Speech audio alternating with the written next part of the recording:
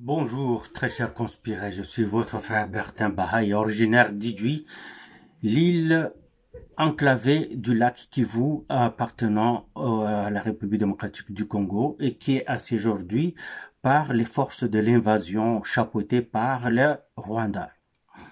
La situation là-bas est très confuse parce que avant-hier, on a vu les forces de l'invasion envahir Bukavu sans un tir. Rappelez-vous cela. Les FARDC se sont retirés tout bonnement pour aller vers Uvira. Les forces de l'invasion ont marché pour venir assiéger la ville. Le lendemain matin, donc hier, les forces congolaises sont revenues tout bonnement pendant que les forces de l'invasion se retiraient. Les forces congolaises sont venues dans la ville. Aujourd'hui, tout bonnement encore, les forces congolaises se sont retirées et les forces de l'invasion sont revenues. C'est comme si c'était un jeu de yo-yo. Ils sont en train de jouer avec l'esprit de la population. Les envahisseurs savent et savaient que la population du Sud Kivu est très hostile à eux. C'est pour ça qu'ils n'ont pas osé dans le passé. Ils avaient osé une toute première fois et ça avait échoué. Alors, ils veulent revenir, mais ils commencent à jouer avec l'esprit des Congolais. Présence, absence, jusqu'à ce que la population puisse comme laisser faire et trouver que eux ils ne sont pas méchants. Parce que chaque fois quand les forces congolaises entrent, il y a certains gens qui sont en uniforme des FARDC, qui vont entrer dans les magasins, les maisons des gens, piller, tuer, tout ça. Et pourtant, ce n'est pas vraiment les FARDC qui font ça. Ce sont les gens qui sont à la solde des envahisseurs, qui sont en train de s'habiller en FARDC. Et viennent, dès que les FARDC entrent dans la ville, ils commencent à faire ces bavures-là. Alors les FARDC trouvent cela et se retirent. Qu'est-ce qui va arriver? Et les gens que le Rwanda envoie, il n'envoie pas encore ses soldats aguerris au combat. Il est en train d'envoyer des recrues. Pourquoi il fait ça? On appelle ça, en termes vulgaires, des feintes. Le feinte, c'est au combat. Tu fais semblant d'amorcer une attaque contre quelqu'un. La personne se protège. Et tu vois comment la personne réagit. Tu te retires. Tu viens encore. Tu essayes encore. La personne fait le même geste. Là, tu changes de niveau. Si tu allais au niveau du visage, tu descends au niveau du corps. Tu essayes encore de feinter. La personne réagit. Mais cette fois, tu vois qu'elle réagit avec retard. Sa main baisse avec retard pour se protéger parce que le premier réflexe était de se protéger en haut. Qu'est-ce que tu fais? Tu viens encore attaquer le corps et cette personne-là, cette fois, a le réflexe, je m'excuse, d'aller se protéger vers le bas. La prochaine attaque, tu la portes très violemment sur le visage. Et cette personne-là aura ses mains basses parce qu'elle pense que tu vas attaquer le corps encore. Et tu fracasses sa tête à ce moment-là qu'il y a ce qu'on appelle le chaos en boxe. Mais maintenant, du point de vue militaire, c'est la même affaire. Ils sont en train de feinter. Ils apprennent à leurs recrues de vivre la guerre réelle sans d'abord subir de pertes. Ils entrent tout bonnement, ils ont très peur, ils sont quasiment timorés au maximum. Il n'y a pas de mort, ils retournent chez eux. Puis on les redéploie. Les forces congolaises fuient et ils viennent encore. Là, la deuxième fois, les mêmes recrues n'ont plus peur. Maintenant, la troisième fois qu'ils viennent, ils sont en mode attaque. La peur est partie. Ils sont prêts pour affronter. Ils vont perpétrer des massacres incroyables. Alors, que les FARDC soient prudentes. Les Rwandais attendent une confrontation avec vous. Dès que vous venez pour les confronter, ils vont massacrer la population du Sud Kivu à une ampleur jamais égalée. D'abord, parce que cette population leur est hostile, ne les aime pas. Les Bashi n'aiment pas les Rwandais, naturellement. Les Barega ne les aiment pas, les Bafuliro ne les aiment pas, les Babembe ne les aiment pas, les Bavira ne les aiment pas, les Bahavu ne les aiment pas. Ils ne sont pas aimés dans ce coin-là. Même s'ils sont voisins, ils les tolèrent parce qu'on est voisins. Mais quand ils viennent avec les armes, on les déteste. C'est qu'ils vont chercher à s'aimer une peur bleue dans la population en égorgeant le maximum de notables et de personnes influentes. Ils vont mettre ça sur la tête des FARDC parce qu'ils diront « Nous avons été ici depuis tel jour et tel jour. Il n'y a pas eu un seul mort. » Mais chaque fois que les FARDC entraient en ville, il y avait des morts. C'est les FARDC qui ont fait ça. C'est-à-dire, vous FARDC, si vous préparez un assaut contre les envahisseurs, soyez sûrs d'y aller avec une force tellement violente, il y aura des dommages collatéraux, il y aura mort de personnes, parce que les gens chez nous ne savent pas comment se comporter en guerre. Ils vont vouloir sortir, ils vont vouloir aller à la fenêtre pour regarder ce qui se passe. Il y en a qui vont être là pour filmer et ils vont recevoir des balles. Parce que quand on se bat, on voit une tête quelque part dans une fenêtre, on pense que la personne là est en train de vouloir viser. Donc on va les tuer. En ce moment-là, ça va être très sale. Alors, si vous préparez cet assaut, rassurez-vous, parce que les Rwandais ne sont pas majoritaires. Ils profitent seulement de la trahison des officiers supérieurs et subalternes. Ils sont en train de démoraliser les troupes parce que quand vous entendez les familles de ces militaires-là parler, regardez ce qu'ils sont en train de me dire. Les familles des militaires. Parce qu'ils ont fui le camp, et ceux qui étaient dans le camp Sayo, ils ne sont plus dans le camp Sayo, ils sont quittés, ils sont parmi les civils.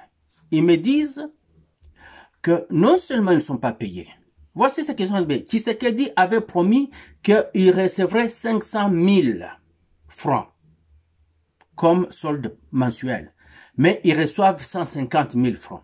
Donc déjà, ça, c'est quelque chose qui ne motive pas. J'ai toujours dit, payez bien les soldats. Nulle part au monde, on peut mal payer le soldat et que ça fonctionne. Parce que le soldat, il sait qu'il va mourir. Mais s'il est bien payé, il sait qu'il prend bien soin de sa famille. Et surtout, il sait que sa famille va être bien. Ah, aussi, ils m'ont dit que les familles qui ont perdu les leurs, donc les soldats qui ont perdu la vie et que les familles sont allées réclamer le sort de leur mari, on leur dit, oh non, il n'y a pas de répondant. Donc le mari n'avait pas signé quelqu'un qui viendrait à son nom. Pendant que c'est faux, les autorités militaires sont en train de manger même l'argent des soldats qui sont tombés au front. Vous vous rendez compte? Donc ces officiers militaires-là sont complètement dans le coup de l'ennemi. Quand ça avait commencé, quand ils ont pris Bunagana, je vous ai dit que d'une source très sûre, et j'avais partagé l'information avec deux personnes sûres aussi, d'une source très sûre, on m'avait dit que c'est l'opération AFDL 2.0, donc une autre opération AFDL qui commence. Ça fait plus d'1 an, ça fait plus de 2 ans, mais ça a déjà commencé. Et ça va s'amplifier. Ils sont en train de tuer le moral d'abord du soldat. Ramener le moral du soldat congolais à celui qu'avait le soldat zaïrois du temps de Mobutu. C'est pour ça qu'on a renversé Mobutu. Il faut que Fachi fasse attention, qu'il suive et suive de très près. Comment il va le faire? C'est très simple. Simple de le dire, bien entendu. C'est pas aussi simple de le faire. Mais il doit le faire, d'une manière ou d'une autre. D'abord, il doit instaurer une autorité quasi dictatoriale. Imposer, faire suivre et faire exécuter. Il faut pas dire, je délègue parce que je fais confiance, on va suivre la chaîne de commandement. Non, nous sommes en guerre, il y a des mesures d'exception. Vous choisissez les hommes de main. En guerre, on ne part pas avec les mouchards, on ne part pas avec les traîtres. On écarte les traîtres d'une manière ou d'une autre. Vous comprenez exactement ce que je veux dire. Parce que ça se fait dans ces armées occidentales.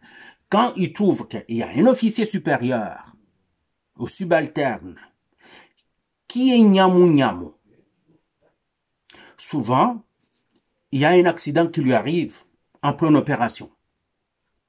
D'une manière ou d'une autre, il retourne dans des sacs noirs. Chez nous, ça doit être pareil. Qui ce qui dit avouer ne pas vouloir tuer, on comprend. Mais comment vous allez sauver 100 millions qui sont menacés par peut-être 100 000? 100 millions menacés par 100 000. Vous ne voyez pas qu'il faut écarter les 100 000? Il faut. Vous avez l'occasion d'être un héros plus que Lumumba aujourd'hui, parce que la population est toujours avec vous. Hein. Quand les FARDC sont revenus, il fallait voir comment la population était à liesse. Juste voir les leurs revenir. Et puis tout d'un coup, ah, tu entends ça dans les vidéos. Puis les gens m'appellent, me disent, mais mon cher, Yomotozakuna, qu'est-ce que vous voyez? On ne comprend pas. Nous sommes complètement délaissés ici. Nous sommes à la merci de l'ennemi. Nous ne voulons pas cette tête de l'ennemi qui est là, mais on dirait que Kinshasa nous a complètement abandonnés. Qu'est-ce qui se passe? Kinshasa a-t-il vendu ou quoi? Moi, je leur dis, non, c'est la guerre. En pleine guerre, on ne dit pas tout. Je leur donne toujours l'exemple de Kursk. Les Ukrainiens, quelque faibles qu'ils soient contre la Russie, qui est une superpuissance, ils ont pris une ville de Kursk qui appartient au territoire de la Russie. Et ça fait plusieurs mois que les Russes utilisent tous leurs moyens pour les déloger de là, et c'est devenu impossible. Si vous laissez ces Rwandais prendre du temps, ils auront le temps de se retrancher, de fortifier leur position. Je vous assure que seule la diplomatie peut les sortir de là, sinon militairement oublié, on ne les sortira pas de là. Bunagana, on ne pourra pas les sortir de là militairement. Pour les sortir de là militairement, nous devons avoir des capacités de raser, donc bombarder et raser tout. Donc, ne pas faire de distinction. C'est en ce moment-là qu'on peut les sortir de là. C'est ce que les Américains font. Quand les Américains vont dans une opération quelque part, eux, ils rasent. Hein. Ils rasent tout. De la même manière, vous avez vu ce qu'Israël a fait dans la base de Gaza, bande de Gaza. Israël a tout rasé. Alors, nous, la manière que nous devons fonctionner, c'est comme ceci. Tout de suite, n'est pas arrêté. Le harcèlement doit débuter. Des petits assauts, des groupes commandos qui égorgent les soldats rwandais pendant la nuit et disparaissent. Chaque jour comme ça, le Rwanda va les renforcer. Et c'est en ce moment-là que vous aurez encore beaucoup plus de cibles, parce qu'ils seront plus nombreux. Quand ils sont plus nombreux, ils sont beaucoup plus banchés. Je ne sais pas, nous utilisons ce terme dans les armées d'ici. Ils sont banchés. Donc, ils vont se retrouver en bunch. Vous comprenez, hein, comme stockés ensemble dans des coins. Et on va tout le temps frapper dans ce coin-là. Il ne faut pas leur donner du répit. La télévision congolaise devrait fonctionner à capacité maximale pour tout le temps demander au peuple. Il ne faut pas seulement attendre 15 jours ou peut-être 6 jours après. Patrick Mouyaya passe et dit, nous sommes avec les gens du sud, Kivu, du nord, Kivu. Non, ça doit être à longueur de journée. Des gens qui passent, qui parlent. Vous payez les gens, tous ces TikTokers-là, tous ces YouTubeurs-là, payez-leur, qu'ils ne fassent pas de gros discours, juste de la propagande.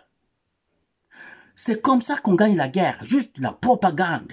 La population, il faut que la population puisse haïr les envahisseurs. Il ne faut pas que la population, ne donnez pas la chance à aux envahisseurs d'injecter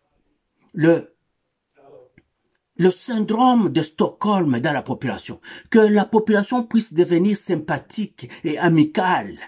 Ne donnez pas ça. Alors, vous injectez ça. Trouvez des moyens par lesquels vous allez le faire. Et vous en avez les moyens, c'est votre pays. Sur votre pays, vous pouvez toujours trouver un moyen d'entrer et de sortir. C'est pas tout le monde qui les aime.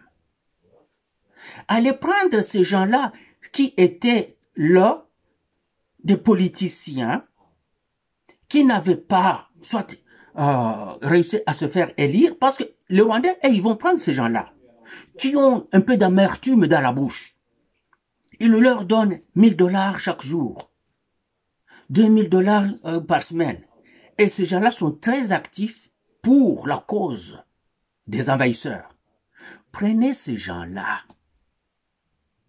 Mais n'oubliez pas le soldat. S'il vous plaît, n'oubliez pas le soldat. Ne pense plus à ces gens-là. J'ai dit, qu'est-ce que ça prenait? Vous vous rappelez? Je demandais depuis plusieurs mois déjà.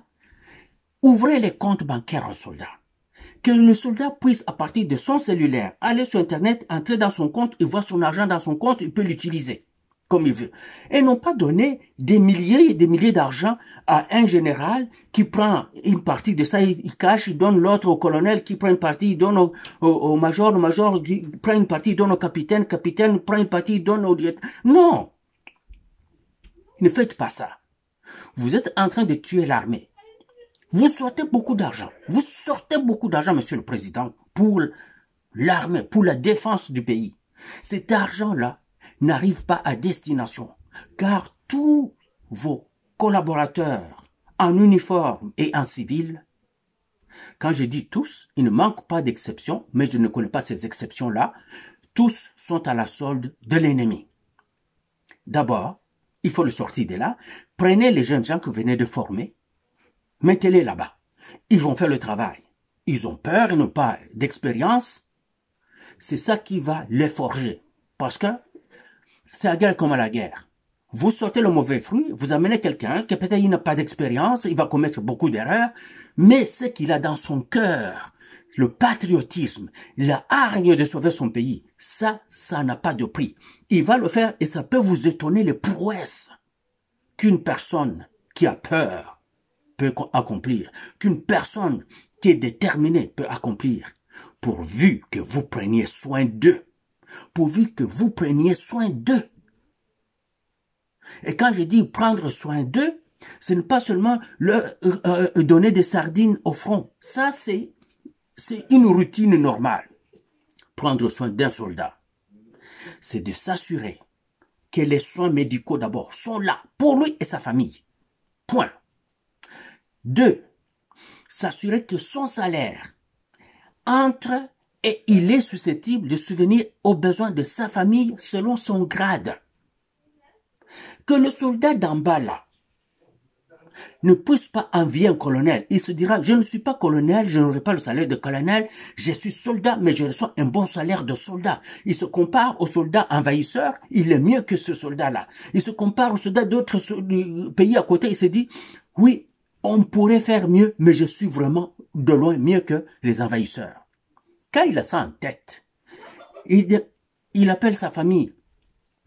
Oui, attends, madame, habari ya batoto. Batoto bako bien? Bako anakula bien, hakuna problème ma franga. Ça, le soldat l'entend. Quand sa femme lui dit, hatuna problème ya santé, hatuna problème ya franga. Je vous assure que ce soldat-là va se transformer en 5 AK-47 lui-même. Lui-même, il aura comme sur sa tête 5 AK-47 comme ça. Et pourtant, il ne tient qu'un seul fusil. Car le soldat, tout est là-dedans. Et là. Ça, c'est pour savoir comment faire son travail. Et là, c'est pour savoir qu'il n'a pas d'autre choix. C'est là-dedans qu'il y a le patriotisme. Mais si vous n'injectez pas le patriotisme dans lui, il se dit, je n'ai rien à perdre. Vous perdez aussi. Mais quand le soldat se dit, j'ai tout à perdre, je vais perdre ma famille, je vais perdre mon pays et je perdrai ma vie. 3 choses, non. Il va dire, d'abord, 1, je ne veux pas perdre ma vie parce que je vais tuer l'envahisseur. 2, je ne veux pas perdre ma famille parce que je vais sauver le pays. Et 3, je ne veux pas perdre cette terre de mes ancêtres, qui est mon pays, parce que je vais bouter l'ennemi dehors.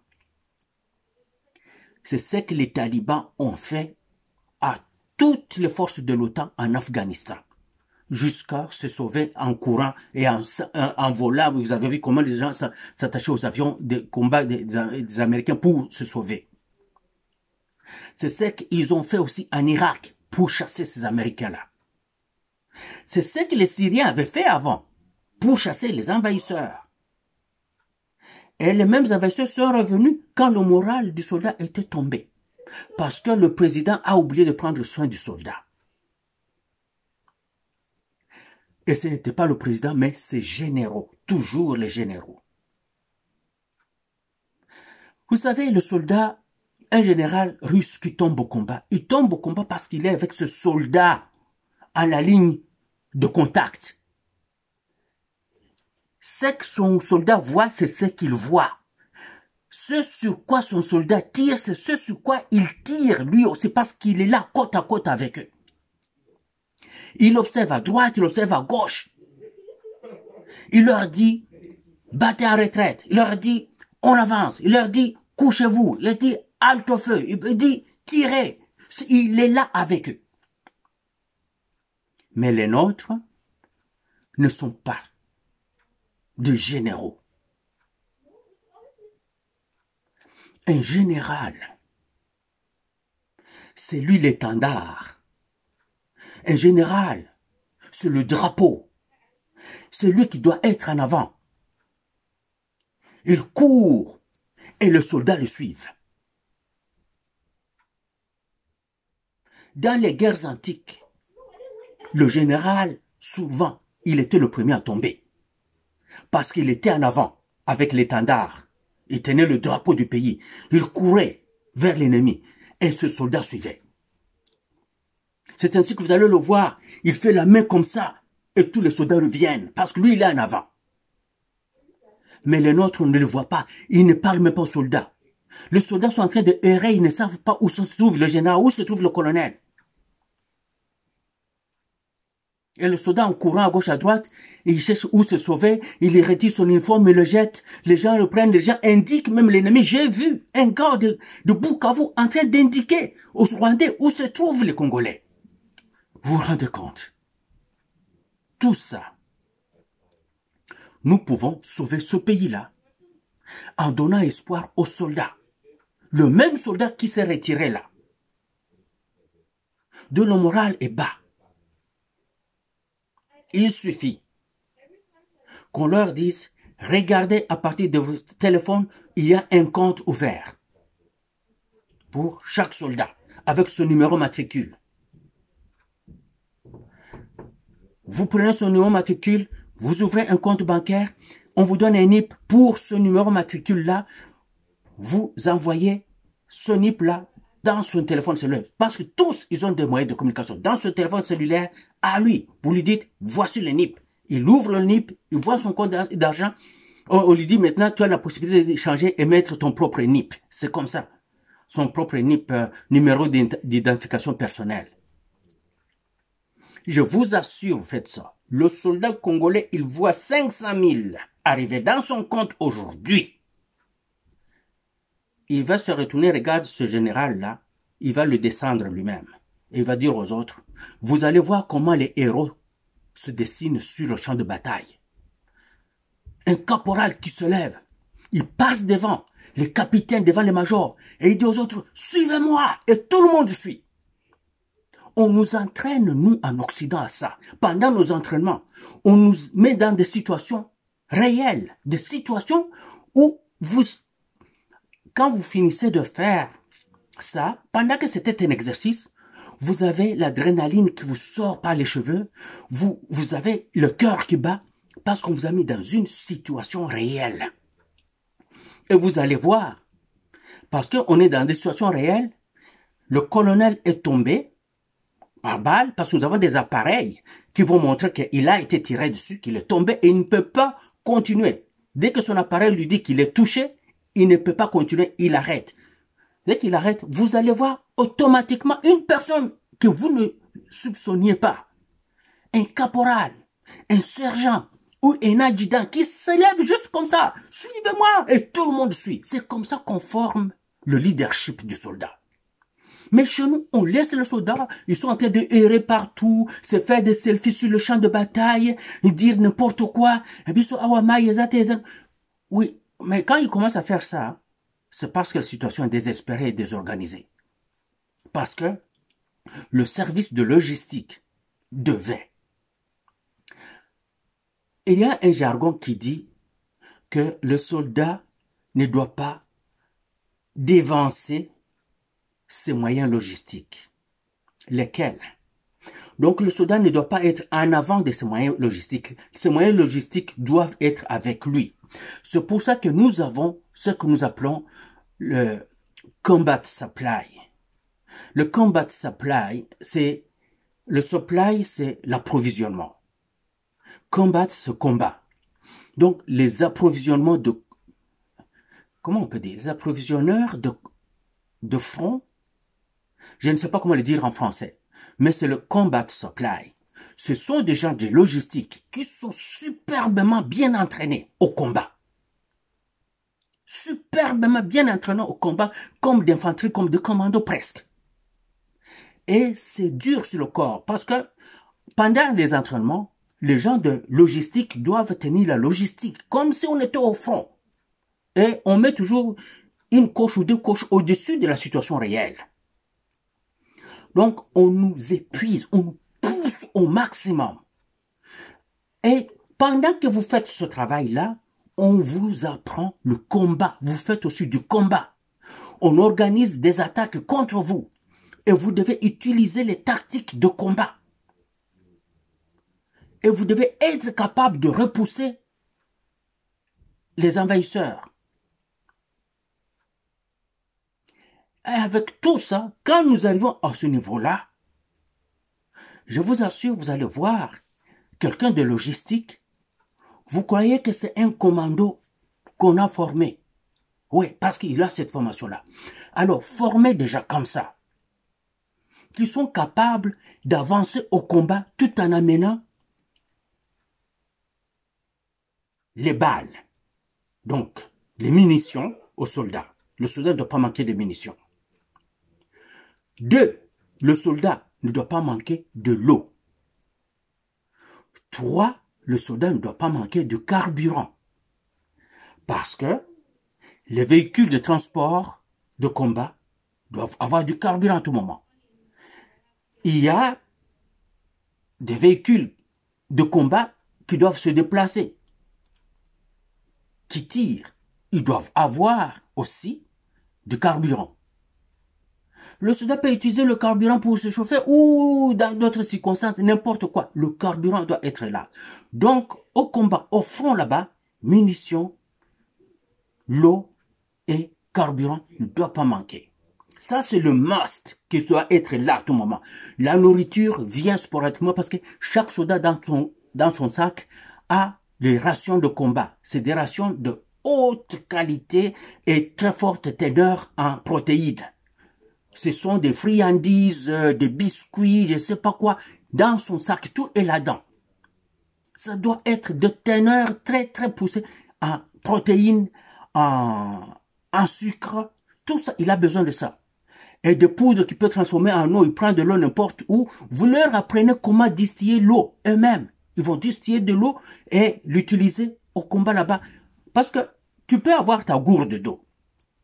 Et tu l'échappes, ou tu trouves que c'est lourd, ça t'empêche, tu le sors, tu le jettes, parce que toi, ce que tu veux, c'est de survivre tout en tuant l'autre. Mais, à un moment, tu as besoin de boire. Ils ont besoin de boire, parce que la déshydratation est l'ennemi du soldat au combat. Vous faites cela. Alors, vous formez ces gens-là de logistique. Si vous ne savez pas les former, amenez-moi les former. Amenez-moi les former. Je vais vous former des combat supply. Donnez-moi 3 mois Je forme des combat supply pour l'armée congolaise. Et nous irons au combat. Vous verrez la différence. Mais je vous exigerai, avant cela, que chaque soldat puisse être bien inventorié, son compte bancaire, sa famille, on sait qui meurt, qui va prendre l'héritage, les enfants, comment on va prendre soin d'eux, tout doit être là. Ce n'est pas un général qui gère ça, ce n'est pas un colonel qui gère ça. Non, non, non, non. C'est la fonction publique, comme ici. Ici, c'est la fonction publique. Le soldat appartient au ministère de la Défense, mais c'est le ministère des Fonctions publiques qui s'occupe de tout, l'argent et ça. La défense, c'est pour les équipements, tout ça, mais le suivi du soldat, la fonction publique. Nous sommes des fonctionnaires du gouvernement. Le soldat doit être un fonctionnaire du gouvernement et non pas d'un certain ministère, d'un certain général. Non, c'est un fonctionnaire du gouvernement par rapport... Il doit être comme un certain monsieur, je ne sais pas, hein, Namukuzo, qui travaille pour l'administration. C'est exactement pareil. L'autre a un numéro matricule civil et l'autre a un numéro matricule militaire. C'est tout. Donc, vous faites ça, vous allez vous étonner, vous direz, Mungu wangu, ababaskari banatoka wapi. Mais nous, non. Chaque fois, 3 milliards de dollars injectés dans la défense nationale et ça disparaît juste comme ça. Les généraux volent tout, se partagent tout, ils prennent encore l'argent de l'Union européenne et du Rwanda, ils oublient la population, ils oublient le pays. Ça, c'est la balkanisation. C'est eux qui sont en train de faire la balkanisation. Ces Congolais-là, ces généraux-là. Nous avons encore la chance de sauver le pays. Moi, je suis prêt à former les soldats pour le combattre. Combat supply. Je ne forme pas l'infanterie, je vais vous laisser ça. Je forme le combat supply. Les soldats de logistique formés au combat. Le combat de logistique. Comment ils peuvent passer au travers de tout pour amener ce dont le soldat a besoin au front, être avec lui. Il doit être derrière le soldat, quasiment comme s'il touchait sur l'uniforme du soldat. C'est une façon de parler. Ils ne sont pas loin.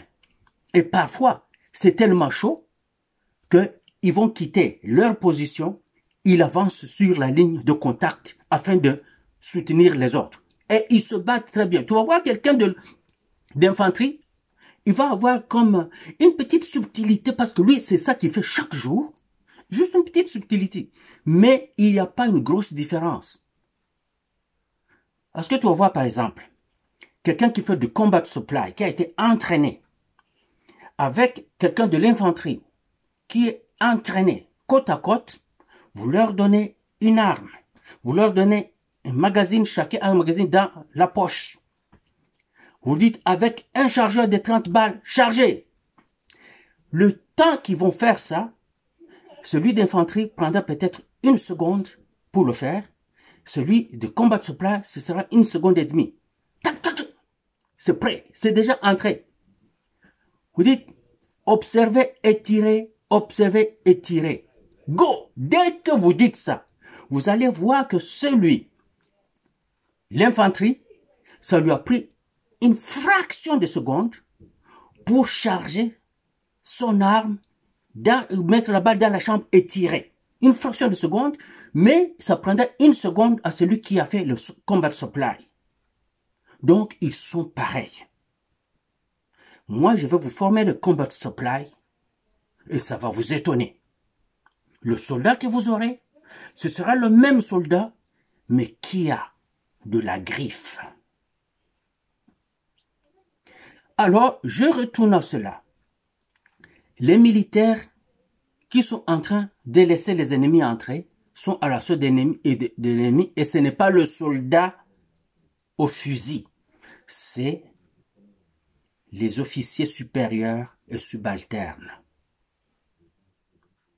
Ça, c'est l'opération AFDL 2.0 qui a déjà commencé il y a longtemps et j'en avais parlé. Mes vidéos, toutes ces vidéos sont là, ici.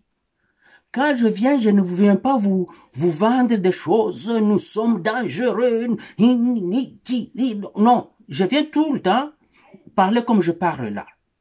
Je dis toujours des choses comme ça. Vous trouvez ça ennuyant pour vous parce que vous ne sentez pas ce côté théâtral. Non, je n'ai pas ce côté théâtral. Je ne suis pas quelqu'un des médias. Je n'ai pas le côté théâtral à vous donner.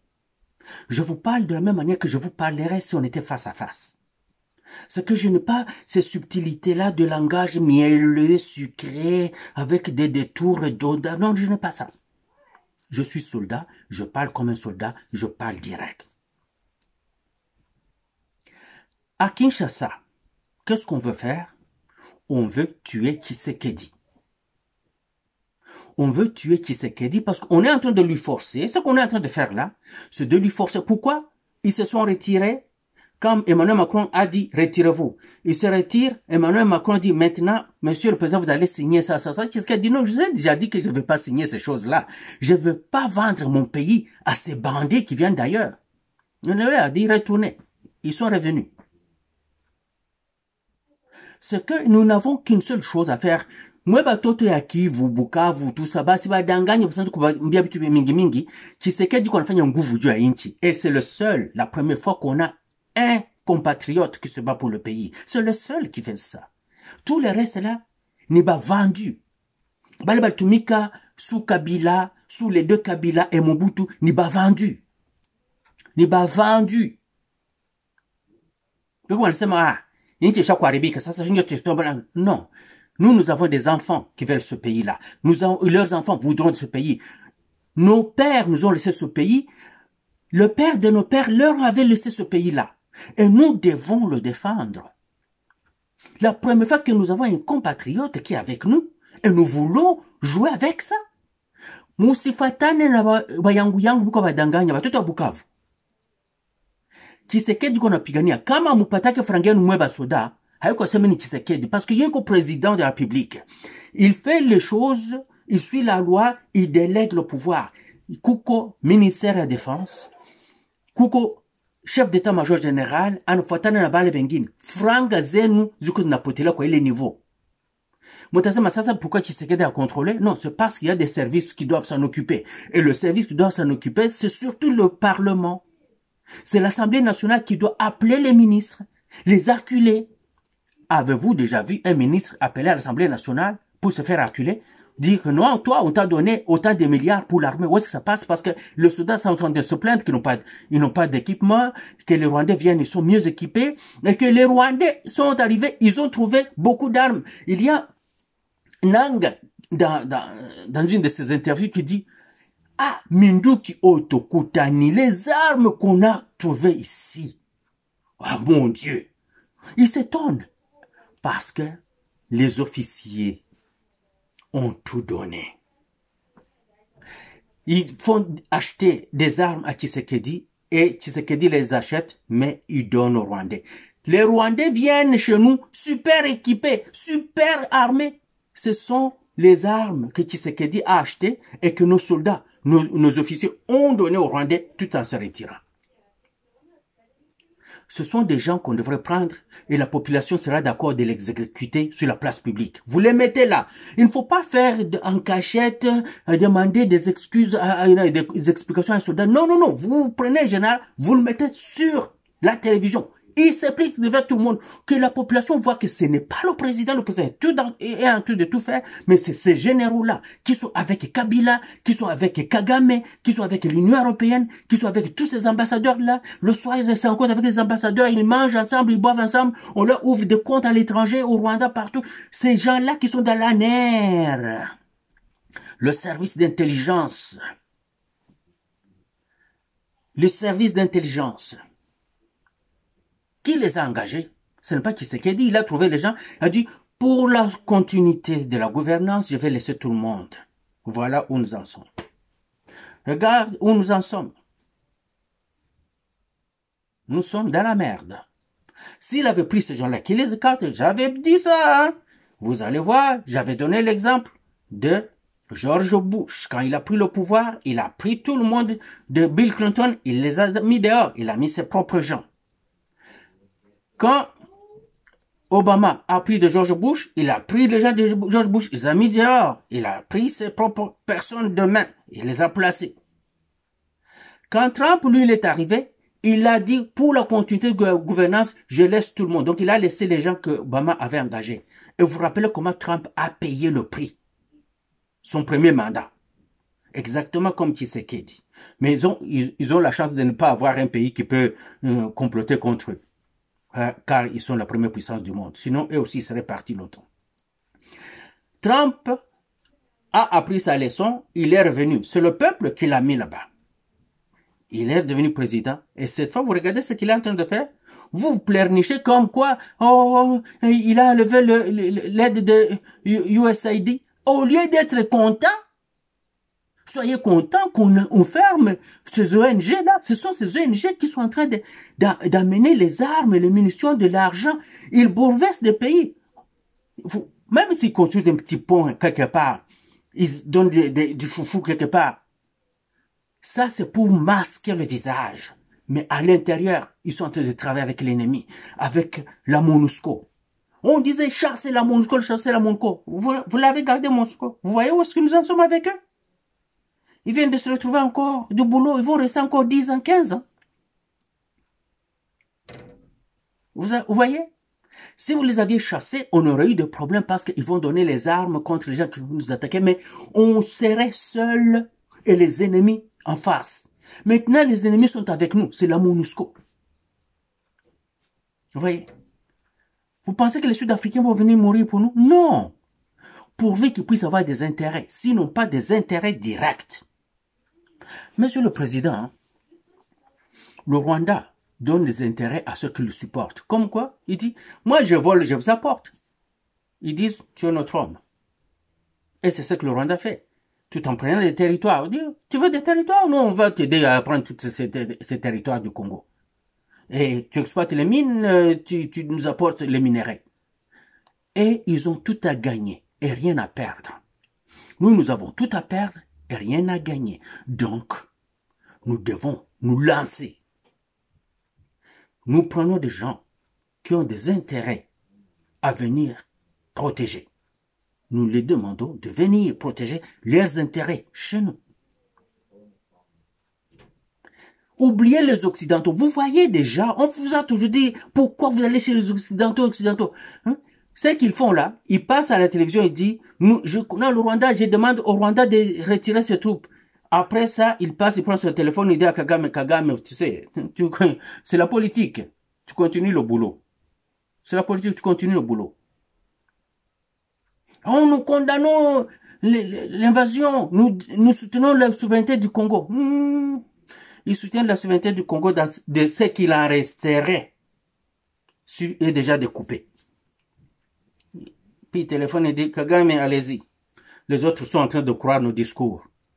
Ils sont idiots, ils nous croient. Tshisekedi ne croit pas en leurs discours. Il va leur parler, il va tout le temps pour qu'ils fassent déjà des déclarations qu'ils font. C'est très important ces déclarations-là. C'est très important que Tshisekedi voyage. Parce qu'avant, les gens s'étonnent. Oh, mais Kabila ne sortait pas beaucoup. Il ne sortait pas beaucoup pour aller faire quoi? Il n'était pas le président de la République. C'était un gouverneur rwandais. Le président, c'était Kagame. C'est peut-être c'est Kagame qui sortait tout le temps pour aller parler au nom et pour le compte de la RDC. Aujourd'hui, ce n'est plus Kagame. Et Tshisekedi devrait aller à chaque porte, frapper, parler, faire changer des choses, faire changer des mentalités. Et c'est tout ce qu'il a fait. Maintenant, Kagame est en train de jouer sa dernière carte. Que j'avais dit que Kagame va jeter tout ce qu'il a sur Tshisekedi. S'il échoue, et c'est fini pour Kagame, Kagame va fuir. Il va fuir si ça échoue. Et c'est à nous de savoir qu'il va fuir. Quand vous voyez le contingent rwandais venir là, ne pensez pas qu'il y a d'autres personnes qui ne sont même pas formées, qui portent ces uniformes là et qui viennent en parade seulement. On voit ça comme ça, peut-être il y a 200, 300 peut-être qui sont juste formés au combat. Le reste là ne l'est pas. Ne l'est pas. Donc si nos soldats pouvaient juste se concentrer un peu et les affronter, vous allez voir que vous allez massacrer ces gens-là. Le Rwanda n'a pas Une armée de 500 000 n'a pas une armée d'1 million. Non. Quand vous voyez des vagues de soldats venir, ce ne sont pas des soldats rwandais. Il y en a peut-être juste une poignée de vrais soldats rwandais formés. Le reste, des gens en uniforme qui viennent comme se battre, qui n'ont aucune tactique de combat, qui ne savent pas se battre. Et vous voyez ça, vous fouillez. Quelquefois, oui, il y a des Ougandais qui se glissent dans ça, des Kenyans qui sont... Mais ils ne sont pas mieux formés que vous. Ils sont juste mieux préparés là-dedans, dans la tête. Allez-y au combat, affrontez-les, n'ayez pas peur. De toute façon, d'une manière ou d'une autre, vous allez mourir. Alors, mourrez en tuant l'ennemi. Et vous, les autorités, à Kinshasa, le soldat d'abord. Le soldat d'abord. Même le peuple va vous pardonner de tout. Le peuple va vous supporter encore beaucoup plus. Si le peuple voit le soldat qui arrive, il se bat avec hargne. Le soldat qui arrive, il est en confiance. Le soldat qui arrive est super bien équipé. Le soldat qui arrive résiste jusqu'au sacrifice suprême dont ils ont le slogan. Je vous assure que la même population se jettera dans l'arène. Ça va être comme quand la population a cru en Moïse Laurent Désiré Kabila et que la population avait tenu les Rwandais en échec à Kinshasa. Ça va être comme cela à Bukavu, à Goma et partout. Vive la République démocratique du Congo. Vive le président Félix Antoine Tshisekedi qui continue à se battre et nous sommes avec lui. Hurrah!